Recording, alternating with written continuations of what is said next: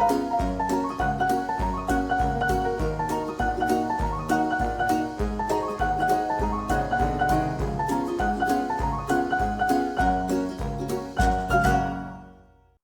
welcome back. This is just basic information for Guild Wars 2 going into endgame. Kind of just what certain stuff does, what certain stuff's called, stuff that's going to be referenced multiple times through different types of endgame content. First, I want to say, if there's endgame content to get into, Guild Wars is it. The community is awesome. You don't often run into people trying to discourage you. You mostly find people trying to help and actually teach you the endgame, so I encourage it. That being said, it brings me to my first point. Ask questions. If you're in any endgame activity, you don't really know what's going on, feel free to ask people questions. Most of the time you'll get an answer. And don't be afraid to get into any of the endgame stuff, fractals, raids, this kind of stuff. There's usually like entry points where it's not going to be as difficult, where you can learn. And when doing so, please learn the actual mechanics of something, not just people's way of cheesing things. A lot of times I know in fractals for sure, people cheese stuff. Try to learn how it actually works, and then you can learn the cheesy tools after and use those as well.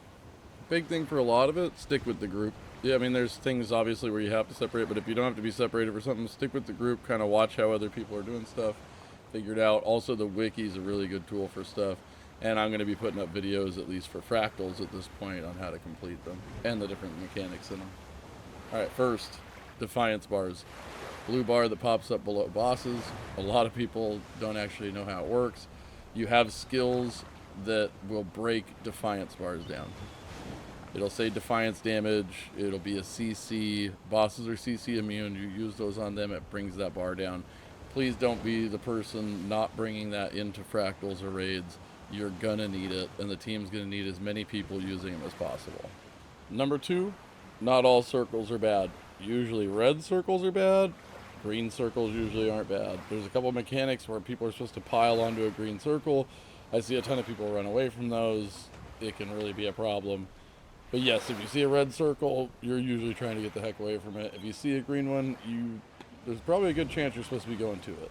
Alright, 3, knowing your buffs. It'll make it a lot less confusing when you're looking for a group, because people are going to use quick, alack, that kind of stuff. So we'll go quickly over it here. But Might and Fury, usually your DPS is going to handle it. A lot of people will try to keep that up as much as possible for the whole team. It's just power and condition damage buff, 20% crit chance buff. Now, quickness and alacrity are the quick and alack you're going to see a lot of the times when people are looking for like a quick DPS or an alack DPS or quick heal, alack heal. One is for faster casting and one is for faster skill recharge. And then for some things, stability is needed, but for most times we just want it there. That's going to be to like stop the knockdowns and stuff. Or in fractals, the social awkwardness one where you can't walk next to each other, it's good for that one as well. The last 2 I can think of would be protection and regeneration. Now I know this is the very, very basics of endgame, but you can get started with just this information. You can get in there, you can find the groups, what they're looking for, and just know one of the big things is fractal level 1s, they're not looking for any of that, just be DPS. Go in there and DPS things down.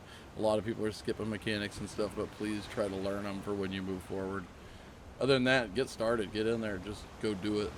There's money in it, it's fun, just go get involved.